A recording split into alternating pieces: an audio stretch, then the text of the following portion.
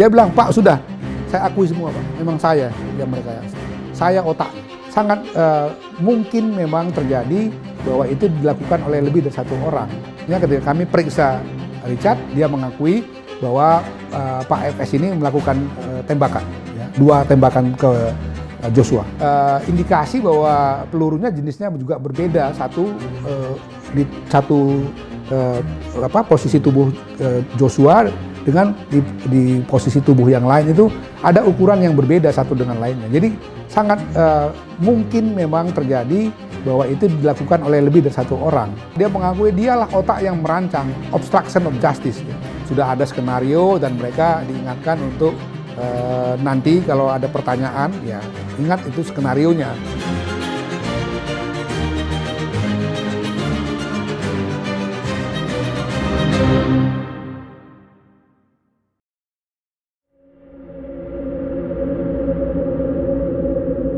Ya cukup banyak ya. Pertama ADC semua kita periksa dan beberapa orang petugas sipil yang ada di rumah atau yang bekerja membantu Pak Sambo dan keluarganya selama ini.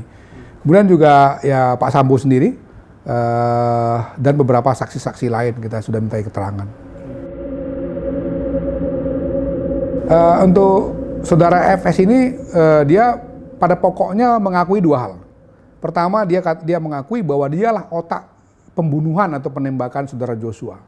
Yang kedua, dia mengakui dialah otak yang merancang obstruction of justice, ya, dengan misalnya mengubah TKP, menghilangkan beberapa barang bukti seperti decoder CCTV, alat-alat komunikasi dan lain-lain, termasuk juga mengkondisikan, ya, supaya orang-orang yang menjadi saksi kunci itu memberikan keterangan sebagaimana skenario yang dia mau buat, yaitu skenario seolah-olah ada tindakan pelecehan seksual di rumah Duren 3 itu yang dilakukan oleh saudara Joshua terhadap istrinya. Kemudian setelah itu terjadi tembak-menembak antara Joshua dengan Richard atau Baradae.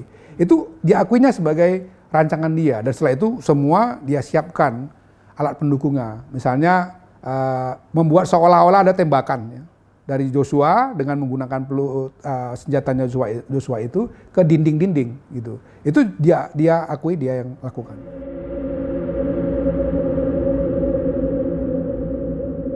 Dia tidak secara terbuka mengakui itu, tapi dia katakan memang dia yang perintahkan Richard atau Baradae itu untuk melakukannya. Sementara sebaliknya ketika kami periksa Richard, dia mengakui bahwa Pak FS ini melakukan tembakan, ya, 2 tembakan ke Joshua. Kemudian setelah itu dia memanggil KM, RR dan Richard itu untuk dia kasih arahan bahwa kalian harus lakukan ini dan ini begitu. Itu dia akuinya. Kemudian dia Ibu PC dengan rombongan ini pergi ke rumah dinas, kemudian menyusul beberapa menit kemudian yang itu mengesankan seolah-olah dia mau pergi ke tempat lain. Terus tiba-tiba dia balik gitu. Dia katakan tuh dia skenariokan. Sebetulnya memang dia akan ke TKP untuk melakukan eksekusi terhadap Joshua gitu. Ya kami meyakini bahwa memang tidak mungkin itu dilakukan oleh seorang Richard sendirian, karena misalnya arah peluru datangnya dari tempat yang berbeda, ya. Artinya tidak mungkin orang yang sama berbolak-balik dari satu tempat ke tempat lain untuk melakukan tembakan. Yang kedua juga indikasi bahwa pelurunya jenisnya juga berbeda. Satu posisi tubuh Joshua dengan di posisi tubuh yang lain itu ada ukuran yang berbeda satu dengan lainnya. Jadi sangat mungkin memang terjadi bahwa itu dilakukan oleh lebih dari satu orang. Dan dalam hal ini kalau kita merujuk kepada pengakuan Richard, selain Richard itu ya tadi dikatakannya adalah saudara FS. Pada kesempatan kami bicara itu, dia belum secara terbuka mengatakan itu. Tapi dia katakan, saya tanggung jawab semuanya lah. Hasil forensik pertama itu ada 7 lubang, ya, yang itu dari 5 tembakan. Karena memang misalnya di satu bagian tertentu, peluru itu kena di satu tempat, kemudian menembus ke tempat yang lain. Jadi memang bukan dua peluru, tapi satu peluru dengan dua lubang. Tapi ada yang lainnya itu satu peluru misalnya di dada yang itu tidak tembus. Dia tinggal di bagian belakang, Kemudian dengan begitu lubangnya cuma satu di dada sebelah kanan misalnya. Yang lainnya gitu juga. Jadi totalnya semua kurang lebih itu ada 5 tembakan dengan jumlah liang atau lubangnya itu memang lebih dari 5. Menurut dia marah karena ada kekerasan seksual dari almarhum Joshua terhadap istrinya. Tapi sekali lagi itu kan pengakuan dia ya. Dan menurut saya itu harus ditelusuri juga oleh penyidik lebih seksama apakah benar terjadi perkosaan itu gitu. Ya karena sudah beberapa kali dia mengubah-ubah keterangan juga. Richard misalnya, Ricky itu kan dengan juga yang KM itu kan juga keterangan pertama dengan keterangan berikutnya berubah misalnya. Juga temuan obstruction of justice. Jadi kita nggak bisa percaya begitu saja apa yang dia katakan.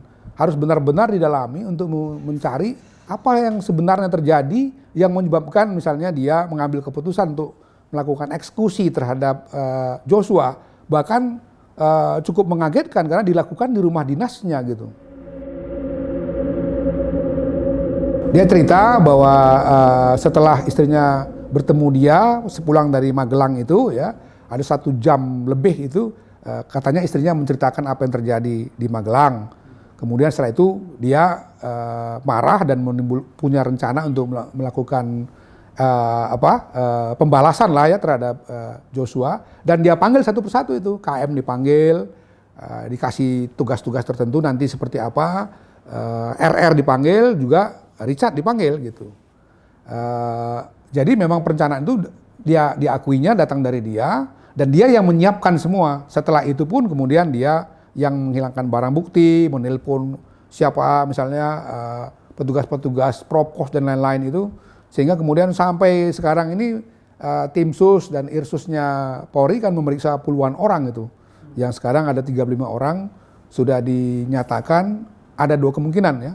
Melakukan pelanggaran etik atau bahkan lebih jauh itu bisa jadi pelanggaran pidana misalnya. Komnas selalu mendorong kalau dia terbukti melakukan tindak pidana harus dengan tegas juga Polri melakukan proses hukum pidana kepada mereka.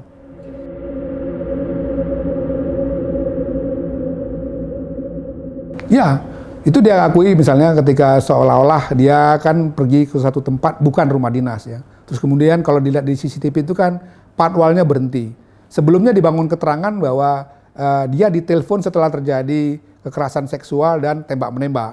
Tapi itu akhirnya diakuinya bahwa sebetulnya itu adalah skenario yang dia buat. Dia kembali itu bagian dari skenario dan belum terjadi apa-apa. Nah, setelah dia kembali ke rumah, setelah dia masuk ke rumah dinas itulah atau TKP itu baru kemudian dia memanggil Joshua dan beberapa ADC-nya tadi itu untuk kemudian melakukan katakanlah penghukuman ya dalam bahasa dia ya kepada Joshua. Ya salah satunya jelas tadi ya ada pengkondisian ya.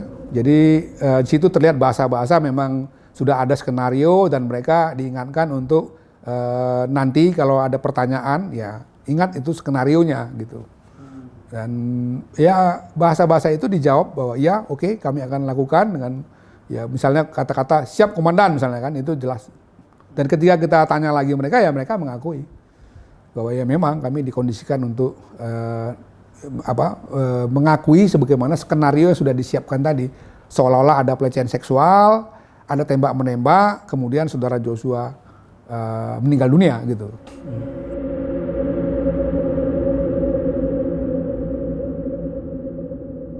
Apakah Anda mengakui ya Anda yang merekayasa semua ini? Kami punya bahan-bahan nih. Kalau dia nggak mengakui, kami akan tunjukkan misalnya pembicaraan-pembicaraan yang sudah terekam itu. Dia bilang, Pak sudah, saya akui semua Pak. Memang saya yang merekayasa. Saya otaknya. Karena itu bahan-bahan yang sudah kami siapkan tadi itu memang akhirnya tidak kami tanyakan lagi karena dia sudah mengakui semuanya dan toh apa yang dia katakan lebih detail itu sudah ada di BAP dia ya. Tapi dia sangat kooperatif waktu itu. Menyampaikan semua halnya, sekali lagi dia hanya minta dipahami emosi saya seperti ini. Walaupun dia katakan, saya tidak bisa membenarkan tindakan ini, saya salah. Saya tanya juga waktu itu, kamu merasa bersalah nggak dengan Richard? Yang ini masih muda, saya bilang, dia nggak punya motif apa-apa, anak buahmu, sekarang dia terkait-kait dengan masalah ini. Dia ngaku dia salah. Ya, yang dia bilang saya juga bersalah terhadap Richard. Nah, itu tidak dijelaskan ya. Apakah cuman dikasih tahu bahwa ketika dia memanggil satu persatu itu sendirian dia. Pengakuan dari 3 orang ini juga begitu. Ketika dipanggil, dia hanya berhadapan dengan FS. Tidak didampingi oleh ibu. Mereka pergi ke rumah dinas, ibu PC-nya masuk ke dalam kamar tidur itu. Jadi mereka melakukannya di ruang tamu. Tapi sekali lagi itu pengakuan mereka gitu. Itu yang harus diuji kan. Apakah benar 100% seperti itu? Walaupun setidak-tidaknya sekarang pembunuhan berencana sudah ada pengakuan, ada kesaksian, obstruction of justice-nya sudah ada yang mengakui dan sudah banyak orang yang diperiksa. Tapi kan untuk lebih memastikan apakah ini penembaknya hanya 1 atau 2 atau mungkin lebih dari 2, itu kan tetap harus kita buka kemungkinan-kemungkinannya dengan pembuktian-pembuktian yang valid itu. Ya, dia mengakui bahwa keterangan yang pertama dulu itu sebetulnya adalah pengkondisian yang harus dia sampaikan kalau dalam pemeriksaan kepada penyidik, kepada tim sus misalnya, kepada Komnas HAM. Dan itu sudah disiapkan untuk dia selalu menjawab seperti itu. Belakangan dia mengakui bahwa itu adalah keterangan yang tidak sebenarnya. Kepada Komnas HAM kemarin dia katakan bahwa itu atas perintah Pak Sambo. Jadi dengan demikian yang sebenarnya itu ya begini, dia ceritakanlah sama dia. Dia tidak tahu menahu apa yang terjadi di Magelang, karena ketika dia pulang dari satu tempat, mau masuk ke kamar di lantai 2 itu, dia dilarang naik katanya. Setelah itu baru dia boleh masuk ke kamarnya, dia istirahat. Nah di Jakarta juga dia tidak tahu menahu, tiba-tiba dipanggil, dikasih perintah seperti itu oleh FS. Yang dia juga bingung kenapa semua itu dia tidak mengerti, sampai di TKP diperintahkan lagi untuk melakukan penembakan. Peluru-peluru itu juga atas perintah dari FS untuk mengisi, termasuk kepada senjata Glock 17 dan HS9 itu. Semua atas perintah dia bilang.